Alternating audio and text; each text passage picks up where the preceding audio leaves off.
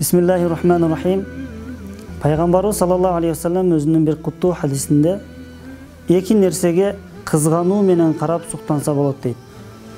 Биринчиси, кайсыл бир инсанга Аллах Таала мал, мүлк, байлык берип, ошол берген байлыгын Аллах жолунда иштетип, башка бир эли журтка инсандарга жардам берүү менен байлыгын сарптап жаткан болсо, ошол инсанга менде дагы канайым байлык болгондо элдерге жакшылык кылмакмын деп суктануу менен караса болот дейт.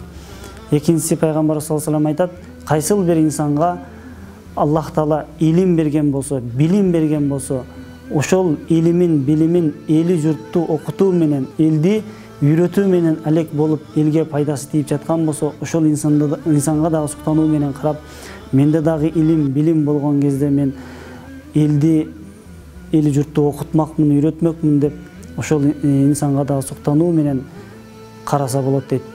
Аллах Таала баарыбызга берген байлыгын пайдалуу жакка иштетүүнү, ошондой эле алган илимди, билимди туура пайдаланууну Кудай Таалам баарыбызга насип кылсын. Ассаламу алейкум ва рахматуллахи ва баракатух.